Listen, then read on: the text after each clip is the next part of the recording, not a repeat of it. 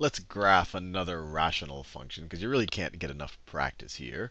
So let's say we have y is equal to x over x squared minus x minus 6. So the first thing we might want to do is just factor this denominator so we can identify our vertical asymptotes, if there are any. And so what two numbers, when I take their product, I get negative 6. And if I add them up, I get negative 1. So they have to be of different signs. So one's going to be a plus, and one, let me write my x's a little bit neater than that. So one is going to be a positive, and one is going to be a negative. So it's going to be a 2 and a 3 seem to be pretty close because they're 1 apart. And I want to subtract the larger number because when I add them, I get a negative. So x minus 3 times x plus 2 seems to work. That gets to negative 6. Negative 3x plus 2x. Negative 3 times x plus 2 times x is negative x. So that works. So this is equal to x over x plus 2 times x minus 3. And like we saw in the last video, since these expressions, since the x plus 2 doesn't cancel out with anything in the numerator, and the x minus 3 doesn't cancel out with anything in the numerator, we know that these can be used to find our vertical asymptotes. The vertical asymptotes are when either that term is equal to 0 or when that term is equal to 0, because at those points our equation is undefined. So this is equal to 0 when x is equal to negative 2. And this is equal to 0 when x is equal to positive 3. And you could try it out here. If x is equal to negative 2 or positive 3, you're going to get a 0 in the denominator. Y will be undefined. So vertical asymptotes at x is equal to negative 2. So there's a vertical asymptote right there. And other vertical asymptote at x is equal to 3. 1, 2, 3. There is our other vertical asymptote. Now, let's think about horizontal asymptotes, or if there are any. So what happens as x gets super positive or super negative? And as we said before, you just have to look at the highest degree term on the numerator and the highest degree term on the denominator. Now, notice the highest degree term on the denominator is x squared, while the highest degree term on the numerator is only an x. So when x gets really large, what's going to happen? You can imagine this is going to be like a million over a million squared, right? Which is still 1 over a million, right? These terms over here don't matter much. But this term right here is going to grow faster than everything. This is an x squared term. As x gets large, it's going to get way larger than everything, including this term on the top. So it's essentially going to go to 0. When the denominator just gets bigger faster than the numerator, you're going to approach 0. So we have a horizontal asymptote at y is equal to 0. At y is equal to 0. I could draw it as a dotted line over our x-axis. So that right there is the line y is equal to 0. Once again, we identify that looking at the highest degree term there. The denominator has a higher degree term, so it's going to grow faster than the numerator. And you could try it out on your calculator.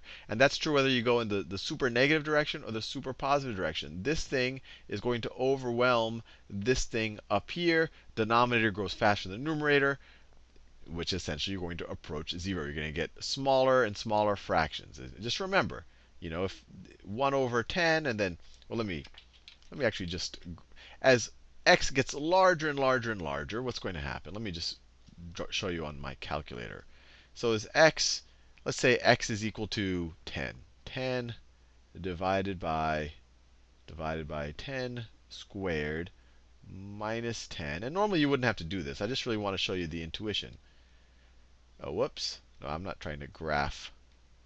I'm not trying to graph. Let me exit from here. Exit.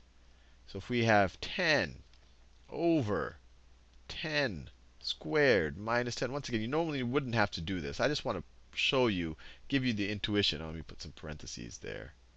Let me put some parentheses over here. So let me insert a parentheses there, and then put a parentheses over here.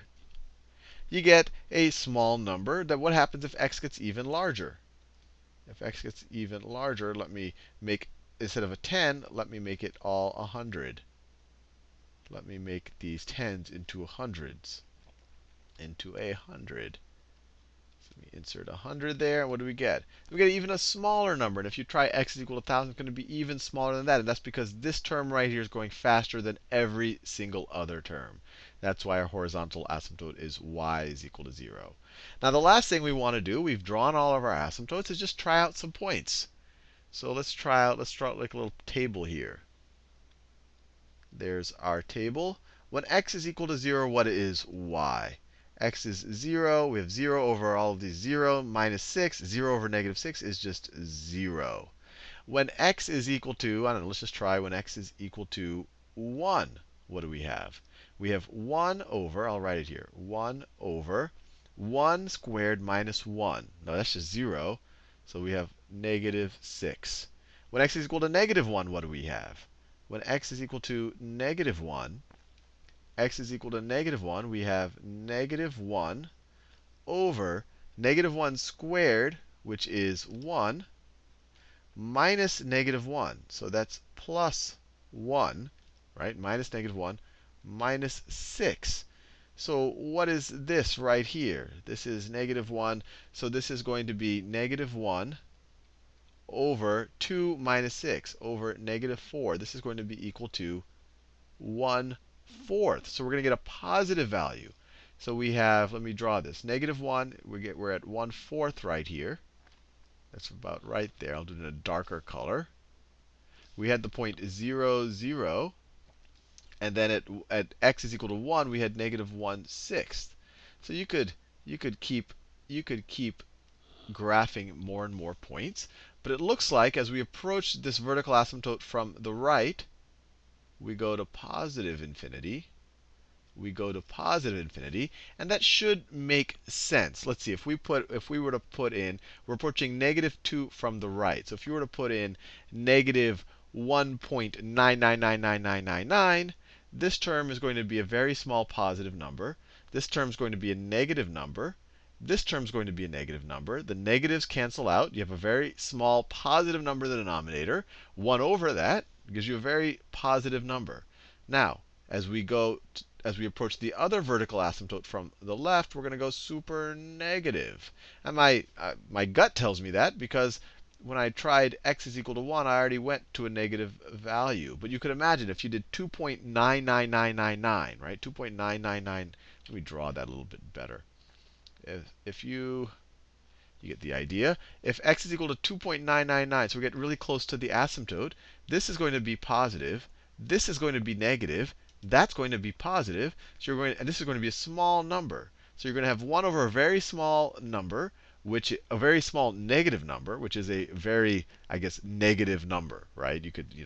It's the negative of a 1 over a very small number, so you're going to approach negative infinity.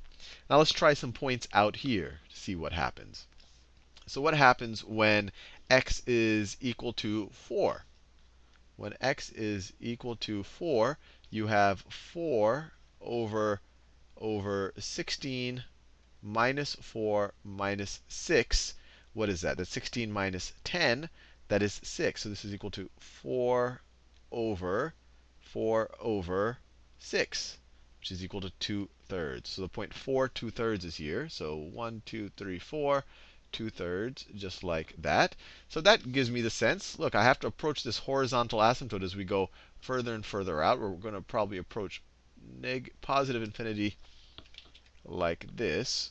Let me draw a little neater than that. Like that. You get the idea. And then over here, we're going to get closer and closer to our horizontal asymptote as we approach infinity. This should be a smoother looking curve right around there. I'm making a mess here. This should be a smoother looking curve. You get the idea, I think. And then let's see what happens when x is equal to negative 3. X is equal to negative 3. So when x is equal to negative 3, we have negative 3 over negative 3 squared, which is 9, minus negative 3. So that's plus 3 minus 6. So what is this equal to? This is equal to negative 3 over 9. This is 12 minus 6 over 6, right? Which is equal to negative 1/2. So negative 3, negative 1/2. Negative 1/2 right there. So we're going to approach this asymptote as we get really negative. And we're probably going to go straight down like that as we approach this vertical asymptote right there. So and you could try more points if you don't, believe me. But let us graph it just to verify it for ourselves. So our equation is x divided by x squared minus x minus 6. And let's graph it.